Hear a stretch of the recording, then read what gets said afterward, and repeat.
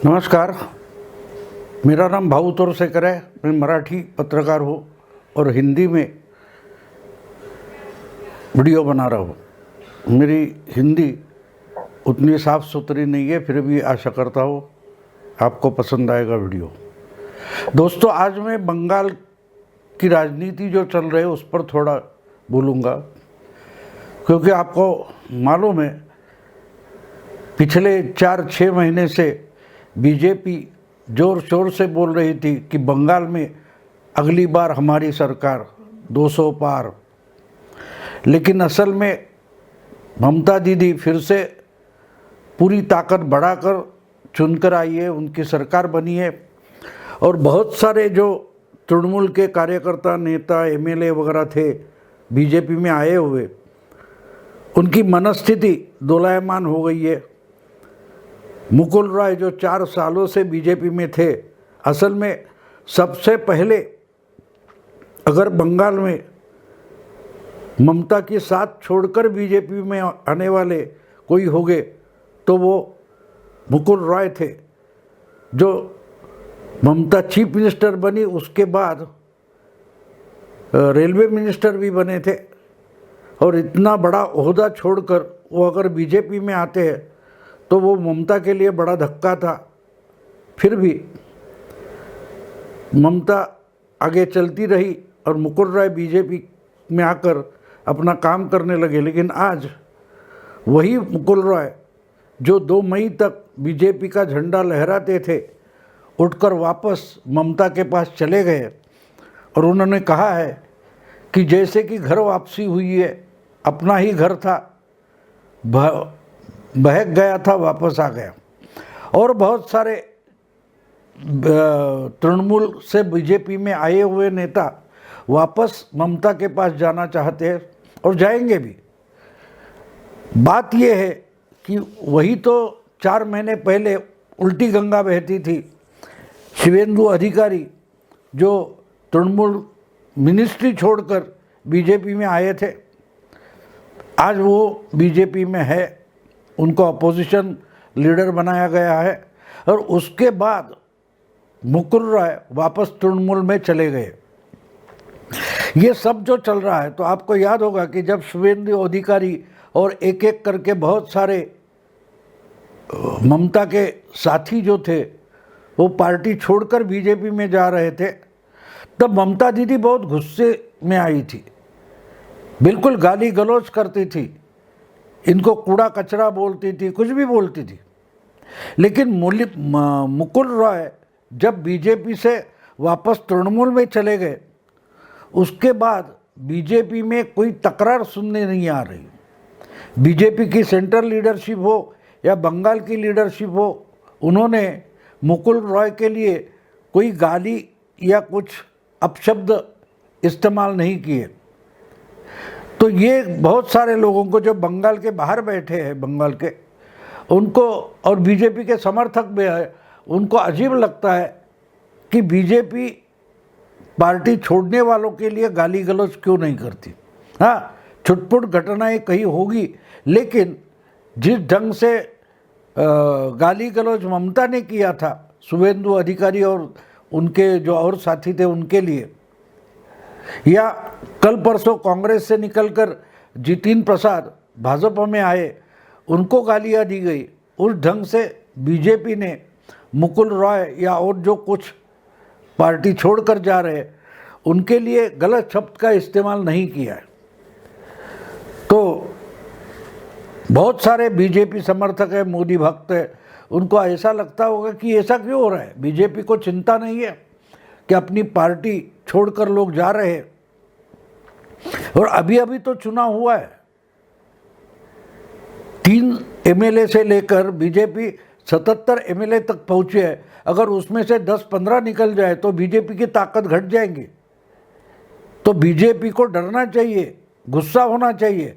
लेकिन उस ढंग की रिएक्शन अगर बीजेपी में नहीं दिखाई दे रही है तो बहुत सारे बीजेपी समर्थक जो है, प्रशंसक जो है, वो तो चिंता में होंगे। तो उनके लिए मैंने ये वीडियो बनाया कि इसका कारण क्या है, क्यों बीजेपी जाने वाले को जाने दे रही है, उसके बारे में तीव्र संतप्त प्रतिक्रिया ही नहीं दे रही। क्यों? उसका कारण ये है कि जो दिल से पार्टी में नहीं रहना चाहते उनको अगर आप ज़बरदस्ती पार्टी में रखो तो वो पार्टी का नुकसान ज़्यादा करते हैं। आपको याद होगा कि लोकसभा चुनाव के पहले तो 2-3 साल मिनिस्ट्री में नंबर नहीं आया, इसलिए शत्रुघ्न सिन्हा बहुत गुस्से में थे और प्राइम मिनिस्टर को लेकर भी कुछ भी बकते थे, फिर भी बीजेपी ने उनको पार्टी से नहीं निकाला। आखिरी दम तक दूसरा लोकसभा चुनाव आ गया, तब वो कांग्रेस में चले गए और अगला चुनाव हार भी गए। यशवंत सिन्हा की बात वही है, उन्होंने भी 2014 में मोदी का बड़ा समर्थन किया था, लेकिन जो कुछ सत्ता में बंटवारा हुआ उसमें उनका नंबर नहीं आया तो गुस्सा होते गए और आईएसआई कर मोदी के खिलाफ बोलने लगे, कोर्ट तक गए। अभी अभी उन्होंने तृणमूल में प्रवेश लिया है, उनको भी मोदी ने एक भी गलत इस शब्द का इस्तेमाल यशवंत सिन्हा के लिए भी नहीं किया था। तो मुकुल रॉय भी चले जाएंगे तो कोई बात नहीं, ऐसे लोग पार्टी में रहकर जितना नुकसान करते हैं उससे अच्छा होता है कि वो चले जाते तो अच्छा होता है। अब एक बात इसका कारण भी हमें समझ लेना चाहिए कि जो लोग बुरा समय होता है उस वक्त पार्टी में रहते हैं, वो पार्टी बनाते हैं, खुद का भविष्य पार्टी में ढूंढते हैं, वही लोग पार्टी बनाते हैं। 84 में जब बीजेपी के 2 ही एमपी चुनकर आए थे तब बहुत सारे लोग पार्टी छोड़कर निकल गए थे या डीएक्टिवेट हो गए थे, लेकिन आहिस्ते आहिस्ते पार्टी बनी, लोग आते गए। आज भी बीजेपी की ताकत 3 एमएलए से लेकर 70 तक गई है, वो घटकर अगर कुछ लोग निकल जाए तो भी अगर 60, 55, 50 लोग बचते हैं तो वो पार्टी बनाएंगे। और जो लोग मेहनत करने के लिए तैयार है वो पार्टी बनाते हैं तो अगले चुनाव में पार्टी उभर कर आती है। हाँ, लेकिन जो बनाना चाहते हैं उनके पीछे नेतृत्व को खड़ा, लीडरशिप को खड़ा होना पड़ता है। कांग्रेस में वही प्रॉब्लम है, कांग्रेस से लोग निकले जा रहे हैं, उनको कूड़ा बोला जाता है, कचरा बोला जाता है, लेकिन उनके पीछे जो मेहनत करना चाहते उनको ताकत नहीं दी जाती। जिनको कुछ सत्ता चाहिए, कोई ओहदा चाहिए, वो लोग तो निकल जाएंगे। मुकुल रॉय की बात वही है, वो तो निकल गए, कोई बात नहीं।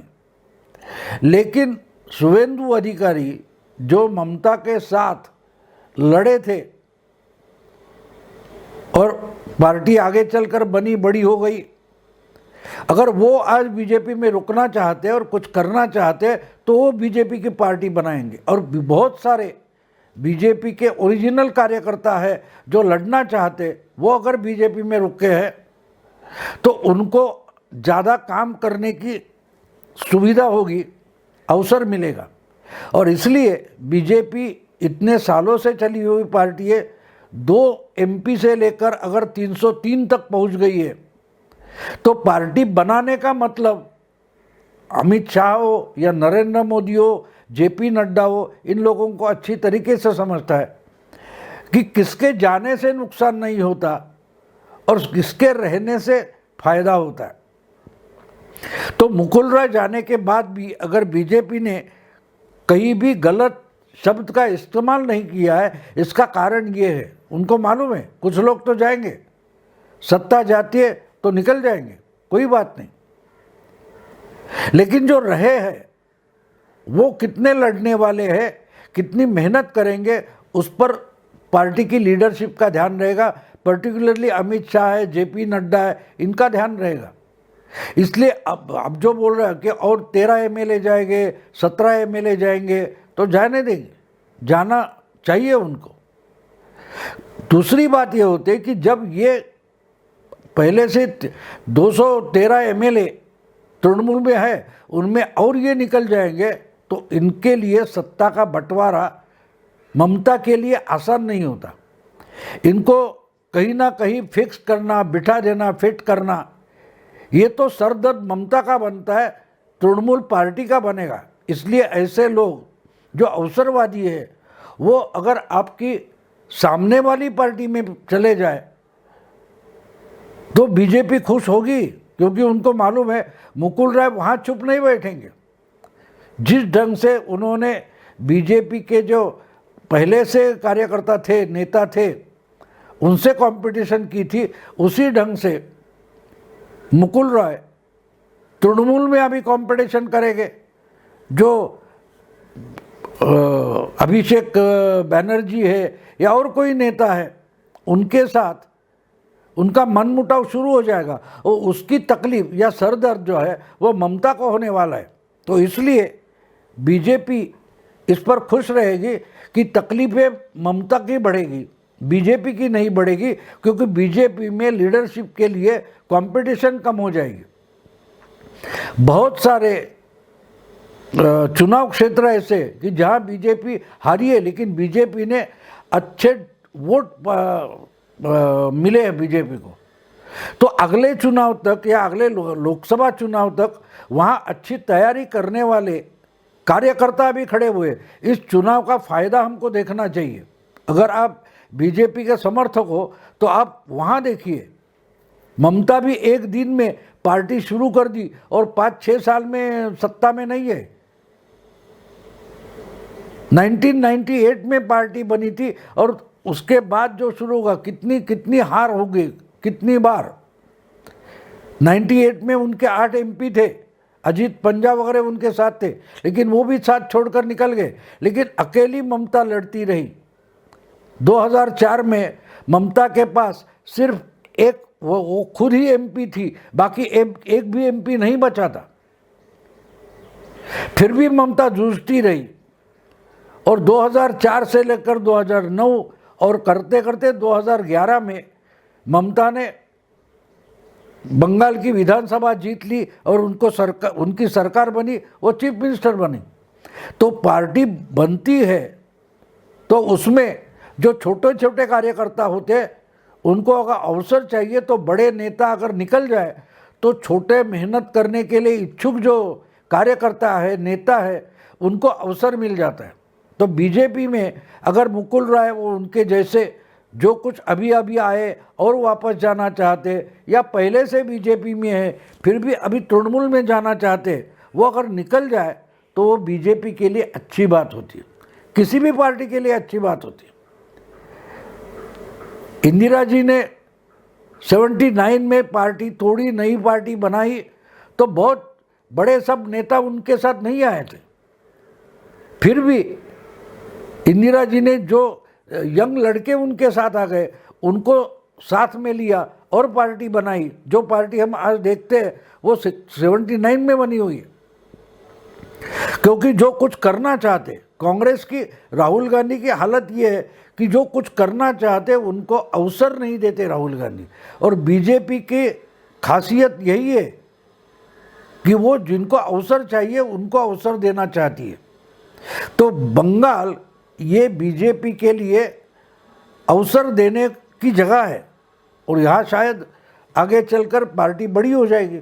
इसलिए मुकुल राय या और कुछ लोग तृणमूल में चले जाते हैं तो बीजेपी ने उनके लिए गलत शब्द का इस्तेमाल नहीं किया है, क्योंकि बीजेपी की लीडरशिप जो है वो खुश है कि ये अवसरवादी है, ये अगर तृणमूल में चले जाए तो हमारा सरदर्द कम होता है और ममता का सरदर्द बढ़ता है। दोस्तों, ये वीडियो आपको पसंद आया तो लाइक कीजिए, शेयर कीजिए।